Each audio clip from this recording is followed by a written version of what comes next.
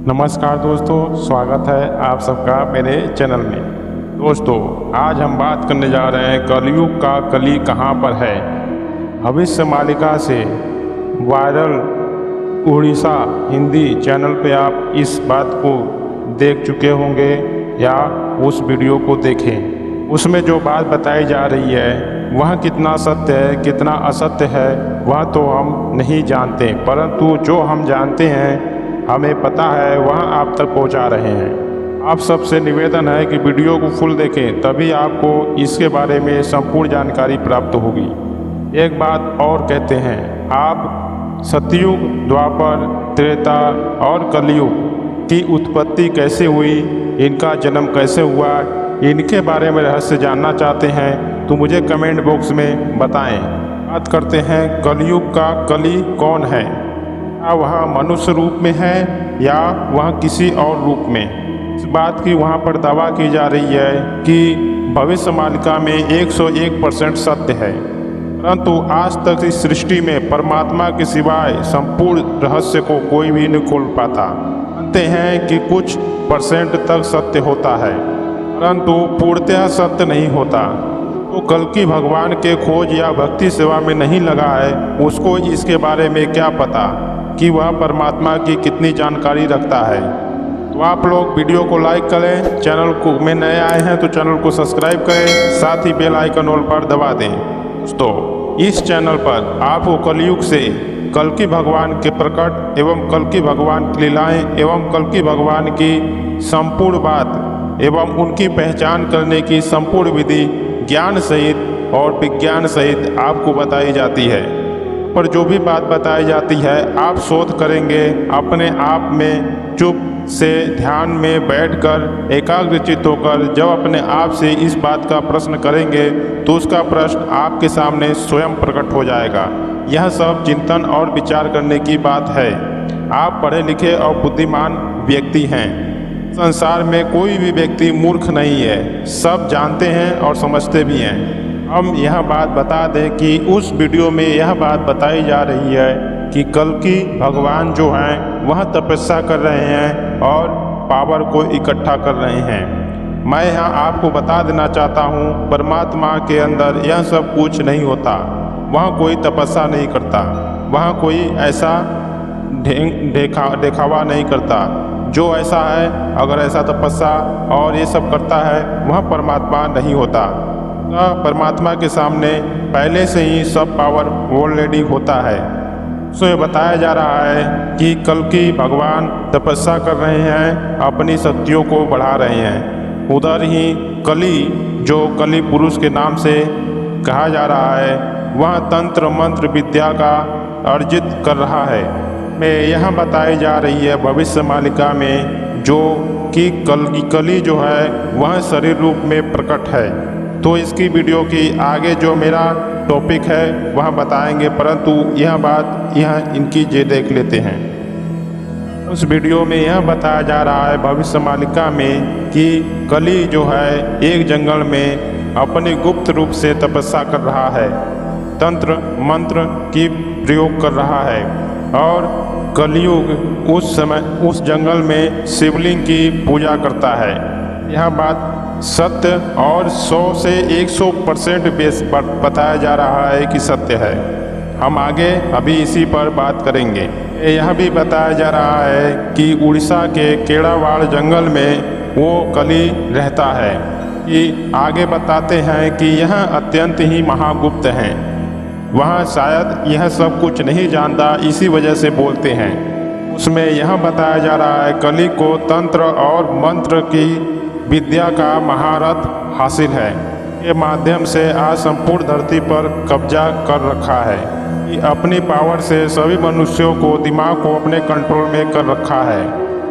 वह यह भी बताते हैं कि हर वस्तु में कली का प्रभाव है, चाहे वह खाद्य पदार्थ हो, चाहे वह विज्ञान, चाहे वस्तु हो, सब चीज़ों में कली का वास है।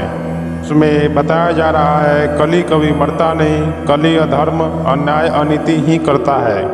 यह बताया जा रहा है कलयुग में ही कली सबसे शक्तिशाली रहता है, क्योंकि वहाँ अजर अमर है।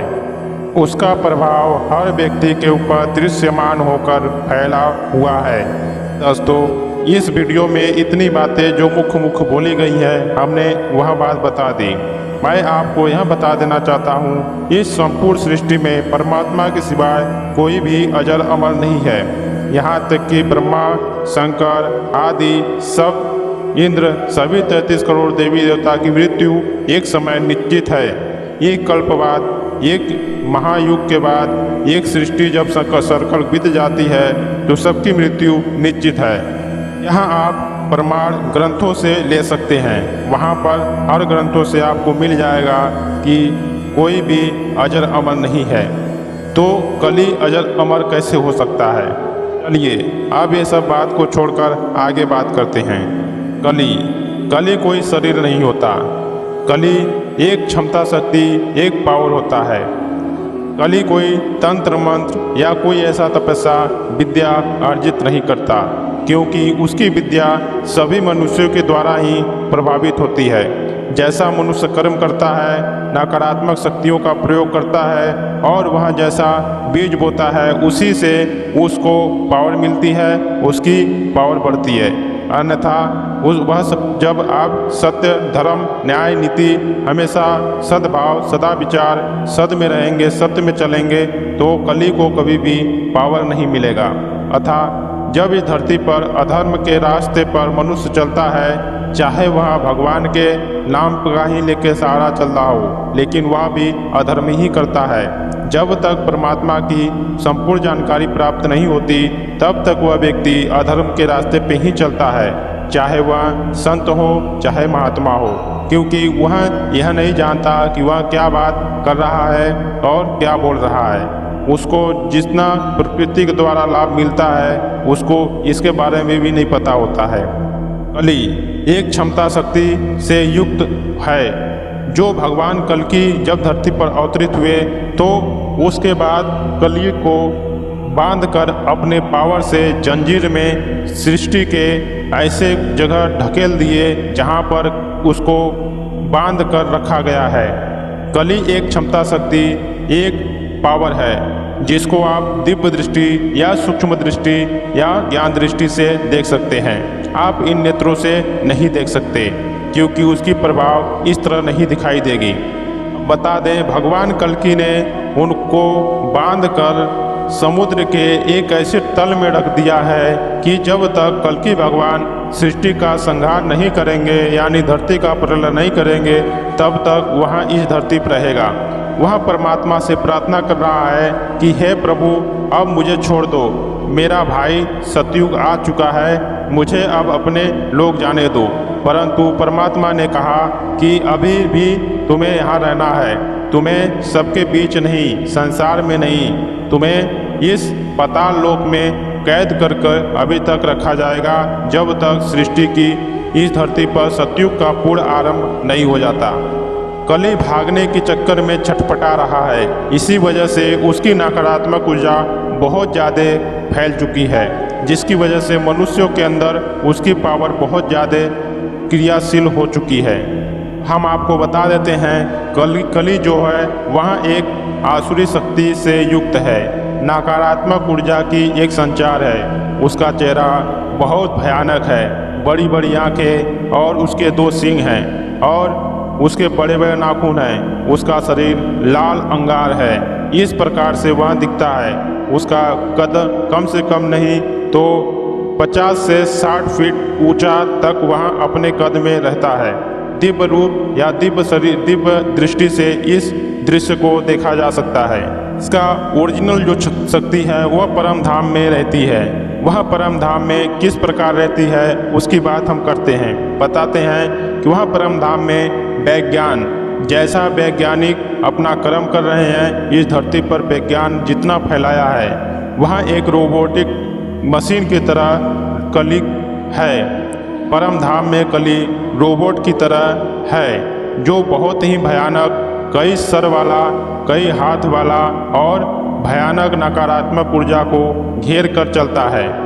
इस पर सिवाय परमात्मा के कोई विजय नहीं प्राप्त कर पाएगा। हालांकि भगवान की शक्तियाँ तो प्राप्त कर सकती हैं, परंतु परमात्मा के आदेश निर्देश के बगैर वह ये काम नहीं करती, क्योंकि परमात्मा की आज्ञा के सिवाय उनका कोई कार्य नहीं होता। परमात्मा जब तक सामने नहीं रहेगा तब तक किसी पर विजय प्राप्त करना असंभव होता है। अतः दोस्तों, यह बात आपको बता दी जा रही है कि आप स्वयं सोचें, कली कोई तपस्वी नहीं होता।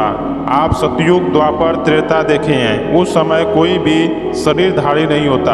हाँ, आपने यह देखा है कि भारत में दिखाया जाता है, महाभारत में दिखाया जाता है कि भगवान कृष्ण जी के जाने के बाद राजा परीक्षित को कली ने बोला था, तो वहाँ सूक्ष्म रूप में बोला था, क्योंकि महाराजा परीक्षित के पास वह दृष्टि थी कि राजा परीक्षित देख सकते थे, परंतु आज के मनुष्य नहीं देख सकते। इसलिए लीला को करने के लिए उसे प्रत्यक्ष रूप में दिखाया गया है। अतः उस समय वहाँ प्रत्यक्ष रूप में आकर के उनको दर्शन दिया और उसने उस राज्य को हासिल करने की कोशिश की कि जैसा रूप दिखाया गया है वैसा नहीं है। आप जब आपके पास दिव्य दृष्टि होगी तभी आप इसको देख सकते हैं। अतः कली का रूप और भी धरती पर बहुत हैं। इस धरती पर इस समय असुरों और राक्षसों की संख्या असंख्यों में है, जो कि हर युग से बहुत ही ज़्यादा है। हालांकि कुछ युग में जो महाप्रलय और इस प्रकार से जब होगा तो धीमे धीमे प्रलय और धीमे धीमे जल प्रलय और सब इस कारण से धीमे धीमे मारे जाएंगे। बस सिर्फ वही असुर रहेंगे जो पावरफुल होंगे, जो सिर्फ भगवान कल्कि और उनकी शक्तियों के द्वारा संहार करने वाली होंगी। अतः और कोई भी धरती पर नहीं रहेगा। अब हम आपको बता दें, भविष्य मालिका की जो बात है वह गलत हो सकती है, क्योंकि मैं किसी भी ग्रंथ का सहमति इसलिए नहीं देता हूँ क्योंकि परमात्मा के हाथ में सब कुछ होता है। वह कब क्या लिखवा दे और किस चीज़ को मिटा दे वह उसकी मर्जी है। किसी की यहाँ तक किसी की मौत पर किसी की भी वो नहीं है, कोई भी अपने मौत पर विजय नहीं प्राप्त कर पाया है, तो और किसी बात पर कैसे विजय प्राप्त कर सकते हैं। हालांकि 99% हम मानते हैं सत्य है, तो 1% कम से कम परमात्मा के लिए छोड़ देनी चाहिए, 5% परमात्मा के लिए छोड़ देनी चाहिए। लेकिन ये अहंकार पूर्वक है, क्योंकि परमात्मा का जो जानकारी नहीं है, जिसको परमात्मा का दर्शन परिचय नहीं है, वह ये सब बात बोलने के बाद नहीं रहता है। वह जो बोल रहा है आगे चलकर वह अभिमानी अहंकारी कहलाता है, क्योंकि ऐसे धरती पर संत महात्मा भी हैं जो यह सब बात बता सकते हैं। दोस्तों, वीडियो अच्छी लगी हो तो चैनल को सब्सक्राइब करें और बेल आइकन ऑल पर दबाएं, लाइक कमेंट जरूर करें। मिलते हैं दोस्तों नेक्स्ट वीडियो में। जय श्री कृष्णा, जय श्री राधे।